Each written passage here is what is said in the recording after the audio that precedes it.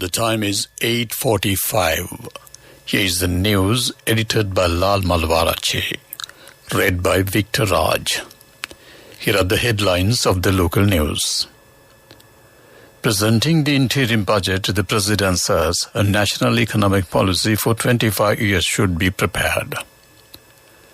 The retirement age of government and semi-government sectors reduced to 60 years. Subsidies given for pregnant mothers, low-income recipients and Samurdhi recipients increased. A new train service will be launched to transport vegetables, flowers and tea from Hali to Colombo. A separate unit to restructure state enterprises will be established. The UGC says that the applications for the university admission for the 2021 and 2022 academic year should be filled very carefully. Foreign news, UN Secretary General urges the world to come to flood-hit Pakistan's aid. Sports news, Australia's Mitchell Mars has been ruled out of the remaining ODIs against Zimbabwe and New Zealand. Local news in detail.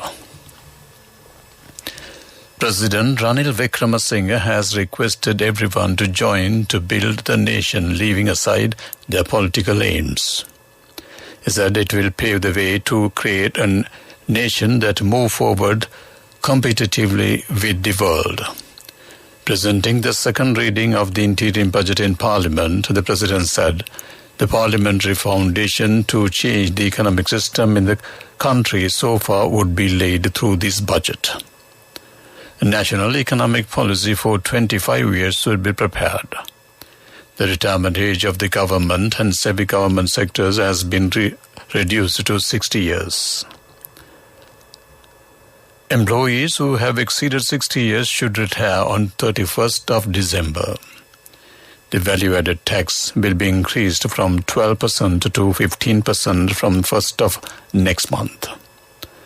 The loans taken by the farmers with less than 2 hectares of land will be written off. The government revenue will be increased by 15% by 2025. Pregnant mothers will get an additional 2,500 rupees monthly payment apart from the 20,000 rupees allowance given at present. 10,000 rupees will be given for 4 months to 61,000 low-income recipient families from the 1st of next month. Subsidies will be given to small boat owners and the estate families without electricity. The new revenue proposals will be implemented from the 1st of October. With that, printing of money will be reduced. It was proposed to register everyone above the age of 18 years at the Inland Revenue Department. Social Security funds will be utilized for the education, health services and public transport. A Supervising Director General is scheduled to be appointed to prevent fraud and corruption at state institutions. A committee will be appointed to remove discarded items piled at state institutions.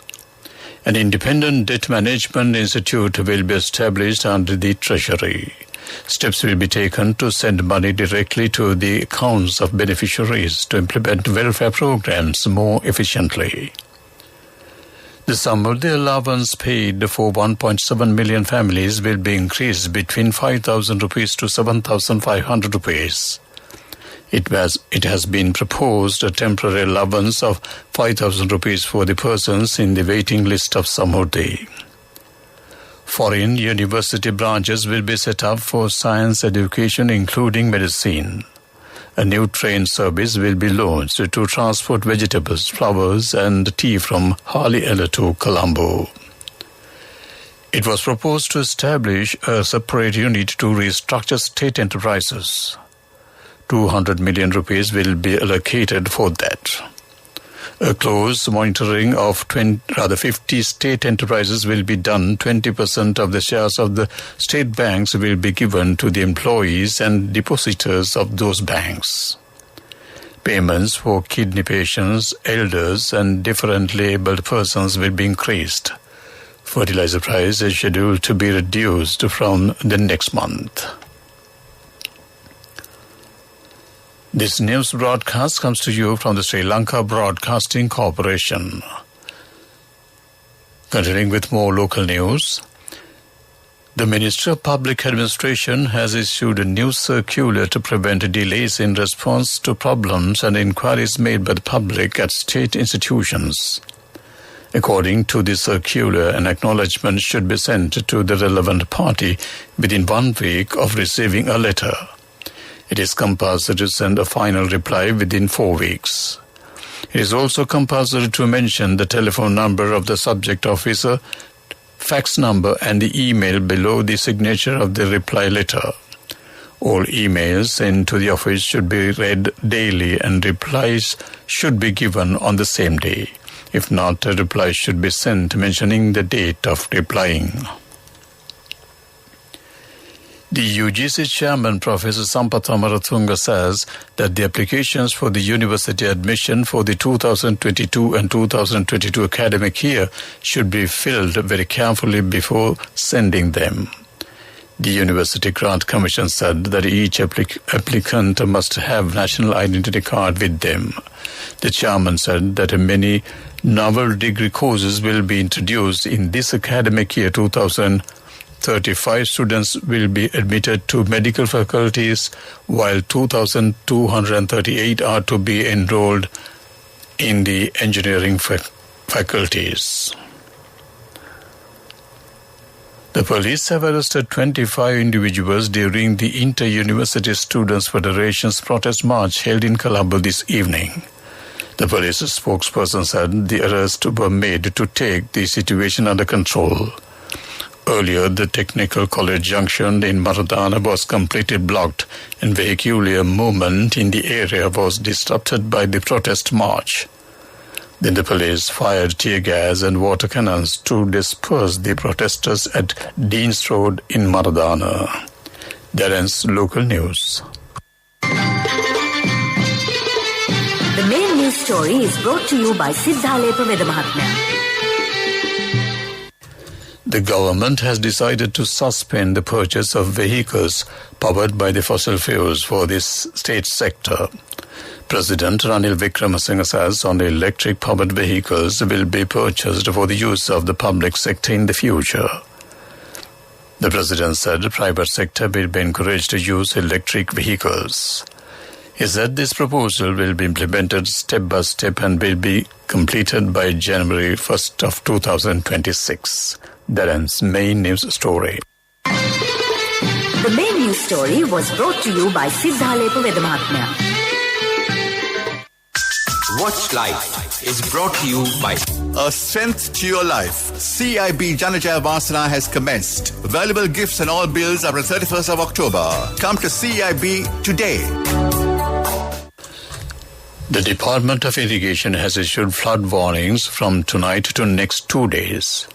The department said the flood situations could occur near Kalu, Kalani, Ging, Nilvala and Mahabali rivers and closer to Attanagalur.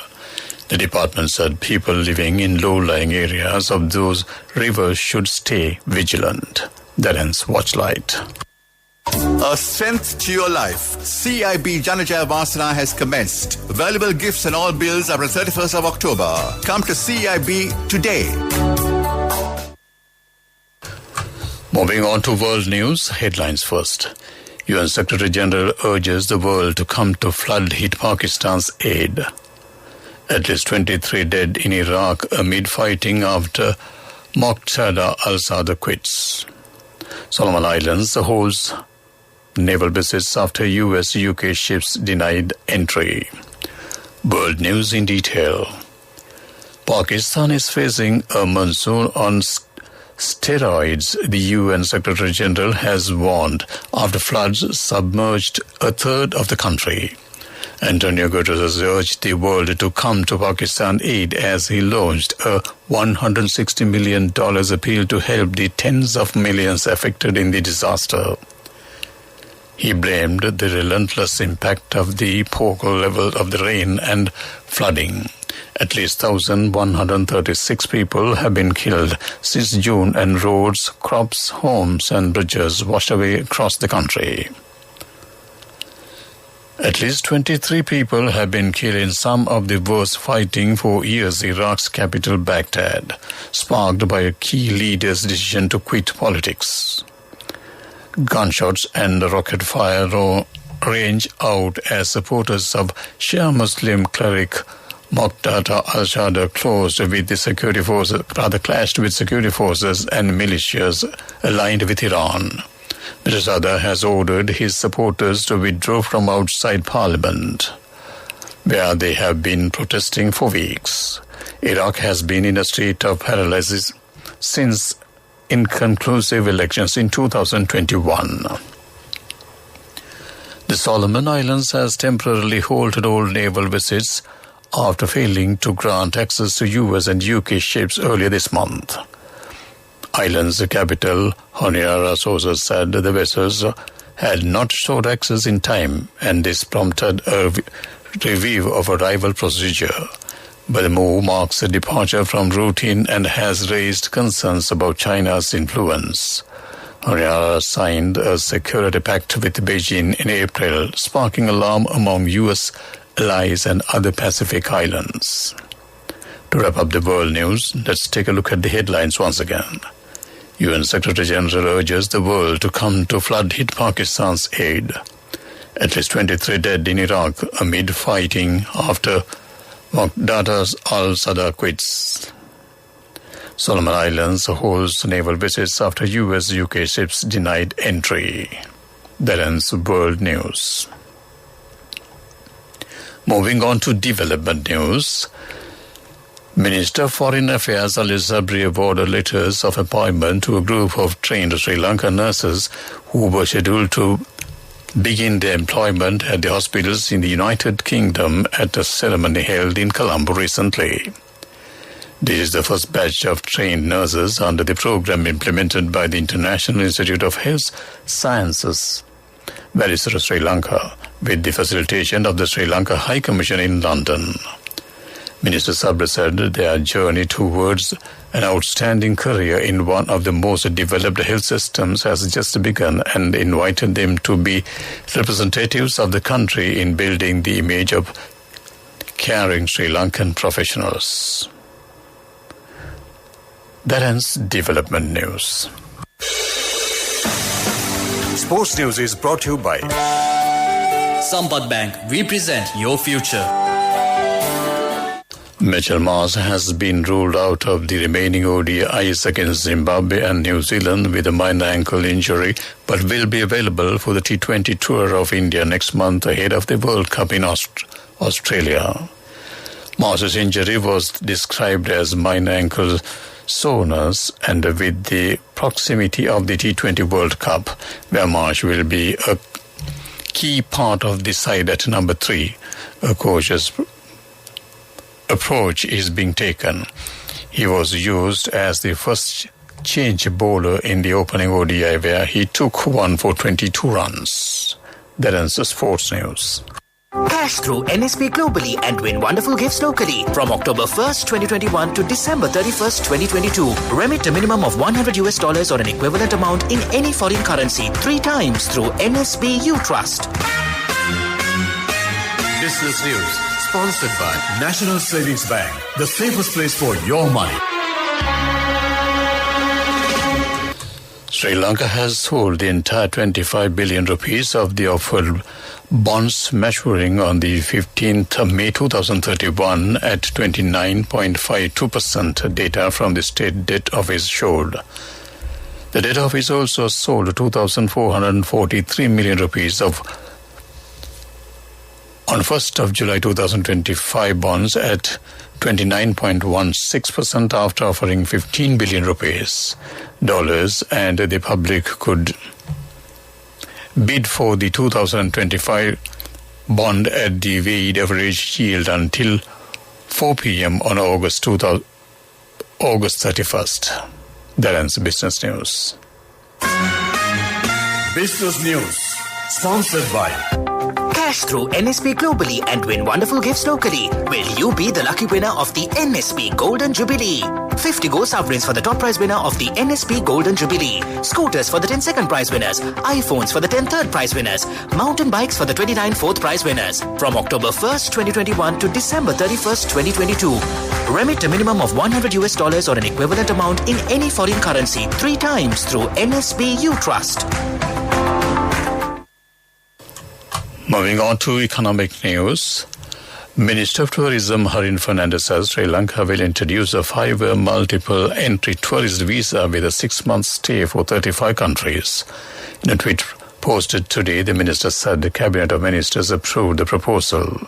Minister Fernando noted that this is in addition to the 1-year multiple entry and single entry tourist visas which have a 6-month stay period.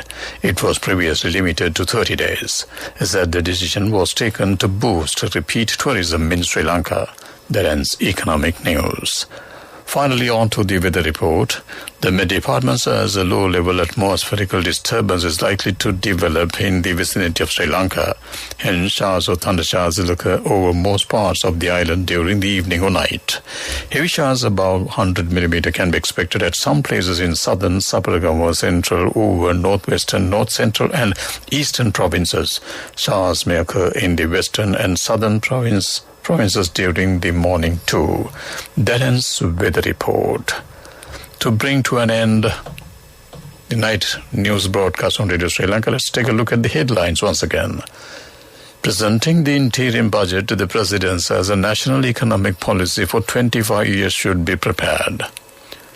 The retirement age of government and semi-government sectors reduced to 60 years. Subsidies given for pregnant mothers, low-income recipients and some of the recipients increased. A new train service will be launched to transport vegetables, flowers and tea from Haliella to Colombo. A separate unit to restructure state enterprises will be established. The AUG says that the applications for the university admission for 2021 and 2022 academic year should be filled very carefully. Foreign news, UN Secretary General urges the world to come to flood-hit Pakistan's aid. Sports news, Australia's Mitchell Marsh has been ruled out of the remaining ODIs against Zimbabwe and New Zealand. With that, we wrap up the night news on Radio Sri Lanka.